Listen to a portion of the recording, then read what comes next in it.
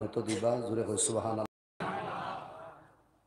মুসলমান ছাড়া গैर মুসলিম যেগুলো তারার আল্লাহর লগে সম্পর্ক নাই, তারা যত নেকরিলক না কেন ইনেকি তার দুনিয়াত থোড়া ফায়দা দিলেইতে পারে, কিন্তু সম্পর্ক না থাকার কারণে বিলকুল জাহান্নামে হে জ্বলতে থাকবো। জান্নাত তাকিন হে জাহান্নাম তাকিন কোনদিন হে বারইতো না। রিওয়ায়াতের মধ্যে গুনেগার মুমিন আর গুনেগার মুসলমান হে ডাইরের জন্য তো যাইতে পারতো না, বলকে জাহান্নামও যাওয়া লাগবো। আর জাহান্নাম হইয়া এর বাদে জন্নত, তার মানে ডাইরের জন্নত না, বাইপাস হইয়া জন্নত যাওয়া লাগে। এই বাইপাসের নাম হইল জাহান্নাম।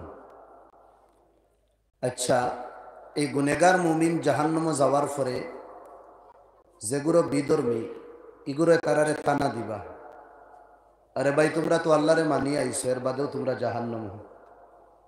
আমরা তো জাহান্নামও বুঝো, এখানে আমরা আল্লাহরে মানতাম না, আর তোমরা মানিয়েও জাহান্নাম, তার মানে তোমরা আমরা চেই মাত বুঝরানি। তোমরার মাঝে আর আমরার মাঝে কোনো পার্থক্য নাই।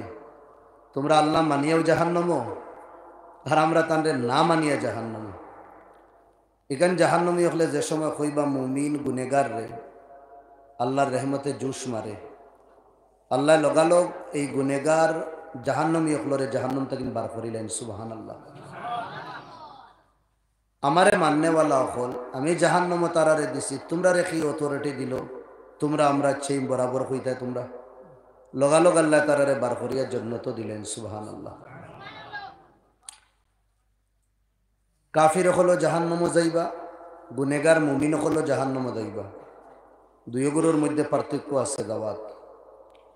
এক বন্দায় যদি মানিলেন লক্ষ্মীপুর বাজারও চুরি করছে, চুরি করার বাদে তারে বাজারের সামনে এক খুঁটিত বান্ধা হয়েছে, আর লক্ষ্মীপুর বাজারের সবে ধরিয়া তারে মারছেন।